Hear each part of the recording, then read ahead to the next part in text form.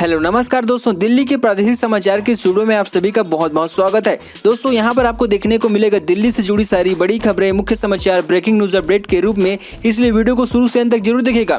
दोस्तों वीडियो को प्यारा सा लाइक और चैनल को सब्सक्राइब जरूर कर लीजिएगा ताकि दिल्ली से जुड़े कोई भी खबरें छूटे ना पाए। चलिए दोस्तों टाइम वेस्ट न करते आगे बढ़ते हैं खबर की ओर। बंगाल चुनाव पैकेज छेड़खानी में भाजपा उम्मीदवार का एजेंट गिरफ्तार। जी हां, दरअसल आपको बता दें पश्चिम बंगाल में राज बिहारी विधानसभा सीट से भाजपा उम्मीदवार लेफ्टिनेंट जनरल सुब्रत शाह के एजेंट को अलीपुर इलाके में एक मतदान केंद्र पर कुछ महिलाओं से छेड़खानी में सोमवार को गिरफ्तार किया गया है। पुलिस एक अधिकारी ने बताया कि अंदर कई महिलाओं ने मोहन राव पर विद्या भारती स्कूल मतदान केंद्र पर उसका हाथ पकड़ा और उसे घसीटने का आरोप लगाया गया है। इस संबंध में हमें शिकायत मिली और मामले की जांच जारी है। वहीं राव ने इन आरोपों से इंकार किया है और कहा कि ऐसी कोई घटना नहीं हुई है। इसी भी शाह ने आरोप लगाते हुए तृणमूल कार्यकर्ता इलाके में व्यवधान पैदा करने की कोशिश कर रहे हैं।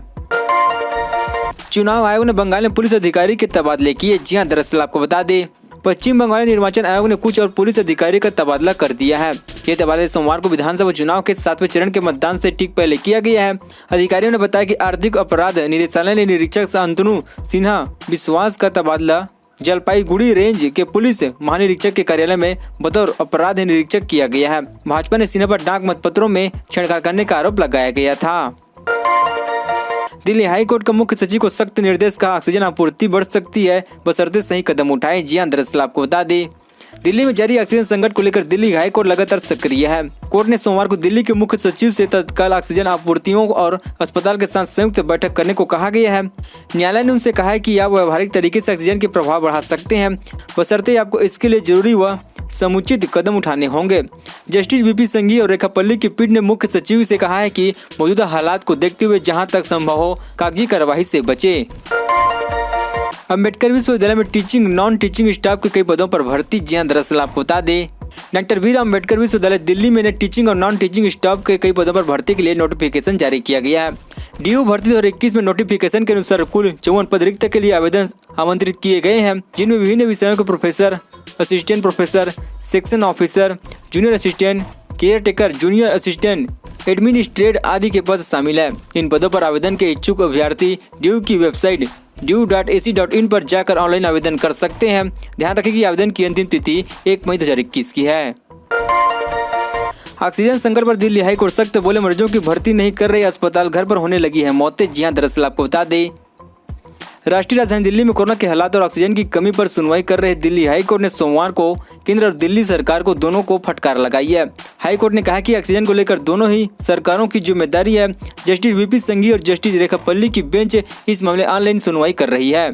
कोर्ट ने पिछले दिनों सर गंगाराम अस्पताल में ऑक्सीजन की कमी से चलते हुई मौत का जिक्र करते हुए कहा है कि ऑक्सीजन की कमी की वजह से अस्पताल लोगों को एडमिट नहीं कर रहे हैं और लोग घर पर ही मरने लगे हैं। दिल्ली हाईकोर्ट का आदेश, कोविड जांच के लिए अधिक केंद्र खोले सरकार। जी हां, दरअसल आपको बता दें दिल्ली हाईकोर्ट ने सोमवार को दिल्ली सरकार से तेजी से बढ़ते कोरोना संक्रमण के मद्देनजर और अधिक जांच केंद्र स्थापित करने का दिशा निर्देश जारी किया गया है। कोर्ट ने कोरोना संक्रमण की RT-PCR व अन्य जांच कराने में लोगों को हो रही परेशानी के मद्देनजर यह आदेश जारी किया गया है। मुख्य न्यायाधीश DN पटेल और न्यायमूर्ति जसमीत सिंह की पीठ ने इसके साथ ही जांच के लिए घरों में नमूने एकत्र करने के लिए सरकार को जरूरी संसाधन का प्रबंधन भी करने को कहा गया है। दिल्ली में भी 18 साल से ज्यादा उम्र वालों को लगेगी free corona vaccine, CM Arvind Kejriwal का ऐलान। जी हां, दरअसल आपको बता दें राजधानी दिल्ली में कोरोना वायरस से कहने हाहाकार मचा रखा है। रोजाना यहाँ 20,000 से अधिक लोग संक्रमित हो रहे हैं, तो वहीं 300 से ज्यादा लोग प्रतिदिन दम तोड़ रहे हैं। कोरोना वायरस के बढ़ते संक्रमण को देखते हुए केजरीवाल सरकार ने 18 साल से अधिक उम्र वाले लोगों को फ्री में वैक्सीन लगवाने का फैसला किया गया है। सीएम अरविंद केजरीवाल ने सोमवार को यह ऐलान किया है। बता दें कि देश भर में 1 मई से 18 साल के ऊपर वालों को कोरोना वैक्सीन लगाई जाएगी। तिहाड़ जेल में बंद उमर खालिद को हुआ कोरोना आइसोलेशन वार्ड में भी शिफ्ट। जी हां, दरअसल आपको बता दें फरवरी 2020 में हुई दिल्ली दंगे से जुड़े मामले में गिरफ्तार हुए JNU का पूर्व छात्र उमर खालिद तो कोरोना हो गया है। इसके बाद उसे तिहाड़ जेल परिसर में ही आइसोलेशन में शिफ्ट किया गया है। जेल के एक वरिष्ठ अधिकारी ने बताया कि बीमारी के लक्षण सामने आने के बाद उमर खालिद की जाँच कराई गई थी, जिसे उनकी रिपोर्ट पॉजिटिव आ गई। नई दिल्ली में यह रहा 10 ग्राम सोने का भाव, जानिए आज का रेट। जी हां, दरअसल आपको बता दें नई दिल्ली के सराफा बाजार में आज 10 ग्राम सोने का भाव 48,560 रुपये रहा। कल की तुलना में सोना आज 250 रुपये गिरा है। वहीं 1 किलोग्राम चांदी का रेट सराफा बाजार में 70,170 रुपये रहा। कल की नई दिल्ली के सराफा बाजार में सोने का भाव 48,810 रुपये रहा और चांदी का भाव 70,720 रुपये था।